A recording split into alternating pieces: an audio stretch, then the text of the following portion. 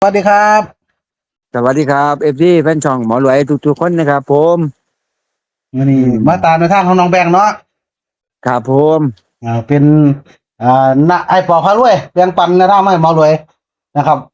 ครับเป็นได้อาทิตย์มื้อนี้เป็นน้องแบงค์นะน้องแบงค์เพิ่นนั่นเป็นไป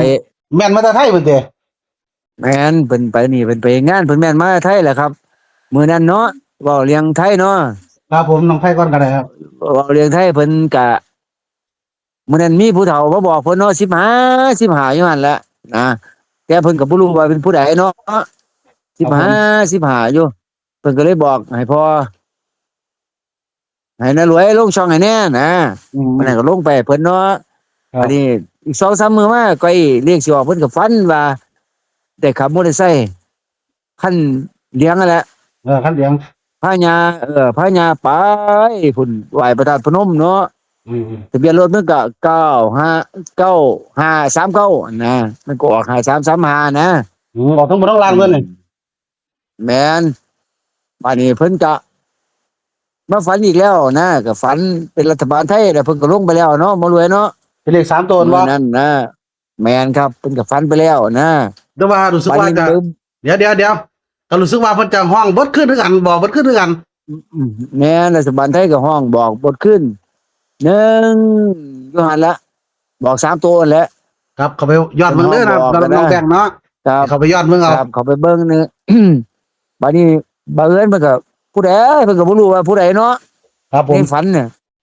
บัดนี้มามือต่อมามือวันหรือมื้อวันมื้อก่อนนี่แหละพี่ชายเพิ่นนะอ้ายเพิ่นก็หน้าเพิ่นแหละเป่าสักลูกชายพี่น้องกันแหละลูกหลานกันแหละ เขาเอิ้นเป็นอ้ายนะอ้ายเพิ่นก็เลยฝันว่าพ่อใหญ่แม่ใหญ่มาขออยู่นำพะนะว่าความหมายเพิ่นเนาะครับกูมาอยู่ต้นหยังก็ต้นไสเงินไสทองนี่แหละหน้าบ้านนี่แหละพะนะอืว่าม กูสิมาให้โชคให้ลาภกูก็ให้บักแบงไปเลยเด้มื้อนั้น15แล้วว่านะโอ้คือความสัตว์ได้เตะฝันเพิ่นให้บักแบงไปแล้ว15บักไอ้วิทย์นี่เป็นผู้ฝันได้เพิ่นผู้ฝันว่าให้น้องไปแล้วให้แบงเด้15พะนะว่ารัฐบาลไทยนะวันนี้งาก็มาบอกพาขี่รถเขาออกสามหาอีกหาสามอีกแม่น ซ้ำทั้งบนทั้งล่างนะรัฐบาลไทยนะบ้านนี้ก็มาขึ้นเนาะก็เลยว่าเพิ่นก็เว้าให้อ้ายน้องเพิ่นฟังเด้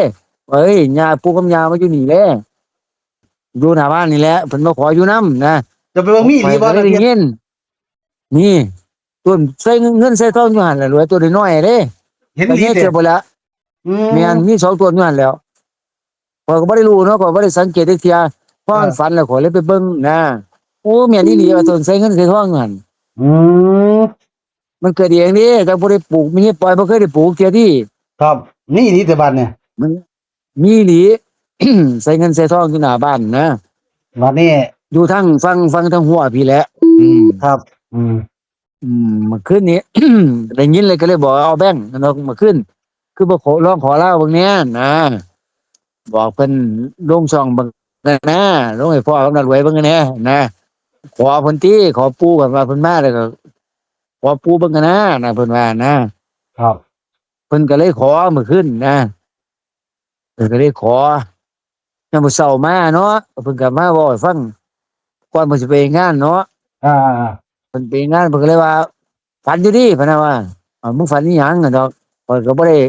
ที่แรกข้อยก็ลืมไปนะมันบอกว่าฝันอยู่ติเมื่อคืนเพิ่นว่าฝันอีหยังฝันดีอยู่แล้วฝันว่าได้ขับรถป้ามันอืมจังไปตำรวจนี่แหละว่าตำรวจจับอีหยังข่อยนี่ล่ะในฝันเนาะไปยืมให้ป้าพาไปบอกพี่ลุงบอกพี่จันทร์แหมเออพาไปก็บ่พาไปว่ามึงขับรถเป็นมือขับบ่รวดแล้วว่านะ อืมอืมจ้าขับไปใส่เบิดขึ้นรถคันนี้นะอืมอืมเพิ่นก็เว้าจังซั่นนะเพิ่นบ่ได้เว้ายาวดิบัดนี้ตำรวจได้จับเพิ่นบ่ฟ้าวเฮ็ดงานบ่แม่นฝันว่าตะในฝันนี่บ่ได้ว่าจับเพิ่นฝันว่าตำรวจจับซื่ออ่าๆก่อนแรกบัดนี้เพิ่นเลยไปยืมรถป้าเพิ่นสิไปนี่แหละไปตำรวจนี่แหละอ๋อในเรียกตำรวฝันเพิ่นจนี่เนาะเรียกตำรวจนี่เนาะว่าเลยบอกลุงเพิ่นบอกไม่ใช่จันนะครับแล้วว่าปู่บ่มึงขับรถเป็นหรือมึงก็ขับบ่รถนะครับ กูบ่ไปกูบ่ขับรถมันขับบ่รถเพิ่นน่ะมันก็เลยขับบ่เอานะครับ ครั เบียนรถ บ ยัง ไปใส่ ทะเบียน เบิดขึ้นทะเบียนรถเด้อ7498คันนี้ระวังให้ดี แมน7498ออกดีทะเบียนเนี่ยเพิ่นว่าเป็นขอ แม่น ยังขอตำเล่าบ่ แมนขอเล่ามื้อแรง อืมแต่ว่าตัดเอาดีๆเด้อพี่น้องมันส่วนใหญ่มันจะอยู่นำเลขตัดอยู่นี่ล่ะ บ่แต่ว่าเพิ่นบอกอยู่ดิเพิ่นให้เอาอิหยังวะ78โอ้ยไอ้นั่นก็7498แกบอกแล้วก็มา799784แค่นั้นล่ะพวกแกบอกว่าตัดแล้วส่ำนั้นล่ะบ่ต้องไปแปลงหลายเพิ่นบอกนะ ผู้ใดแบ่งค์ แบงค์แมน เพิ่นว่าเน้นตัวใดก่อนเพิ่นเน้น เน้น74กับ98 498เนาะ แมนอายุเพิ่นเท่าไหร่อายุเพิ่น 29ปีต้นฮอด30บ่บ่ 29เนาะ28อย่าง29แมน แบ่งค์29เนาะ แมน ว่าตำรวจจับเพิ่นเด้ แมนอายุเพิ่น29แหละ ลงไว้ซื้อดอกครับพี่น้องมักก็ต้องซื้อบ่มักก็แล้วไปตัวอายุนี่ ครับผม เพราะว่าในฝันว่า แม่นครับ ตำรวจจับหรือไปธุระ แมนก็เลยยืมรถป้าเพิ่นไปนะ โอ้ ว่าสิว่าบ่ว่าที่แรกว่าสิให้ลุงเพิ่นล่ะพาไป แต่ลุงเพิ่นว่าไปรถมึงขับเองรถมึงขับรถเป็นอยู่นะ เออ รถ อ่า เพิ่นก็ได้ 7498เนาะเพิ่นว่าเน้นตัวใดล่ะ7498บ่ตื่นบ่ได้เน้นบ่ แม่นบ่ เออเอามาสั่นมาโดยตัดให้เป็น7498 84 79 78 94เด้อครบสุดตัวแต่ว่าสิเน้นที่74กับ98 แม่นเพิ่นมัก74กับ98 ให้พี่น้องบ่มักได้นี่พี่น้องซับเอาเอง แปลง ซับซับ แปล เป็ ง นเอ เอา ง เองนะ ทำเป็นเองนะ เพราะว่าถ้ามันแปลงมันก็หลายนะ สิมาแปลง6เป็นเก่าอยู่บ่ก็สิหลายผลบ่ แม่นครับบ่เป็นหยังนอกเพิ่นว่าแปลงเน้นๆเลิศ74กับ98นั่นแหละเพิ่นว่า ขอแปลงตัวเดียวเด้อแปลงตะ98ตัวท้ายมันนี่ล่ะ แม่น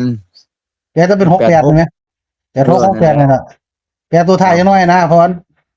แม่น บ่กันหลายดอกกันตัวท้ายแล้วเด้อ แม่นกันด้วยตัวท้ายเลยเพิ่นแต่ FC เพิ่นดอกเพิ่น แต่ สิ ดวง อยู่ ด ด ว ว ง ง มันเนาะ แหละแม่นอยู่กับดวงกับโชคไผโชคมันแหละ เพราะว่างวดก่อนนี่เพิ่นฝันเห็นรถคันนั้นมันก็บ่ออกตรงๆเด้มันออก3เด้มันออก3หารบ่ แม่น มันออก3หารนะเขาจำได้อยู่ แม่นรถทะเบียนคันนั้นมัน9539นะ มันออก3หาร3ว่าล่ะอันนี้คือการหาที่ซับเอากันเด้อพี่น้องเนาะระวังดีๆหมอเลยก็บอกบ่ได้ว่าสิออก79 74บ่มันอาจจะออก79 78 49 84นี่ก็ได้นะครับ พี่น้องลองเสี่ยงเบิ่งว่ามี เลยครับ FC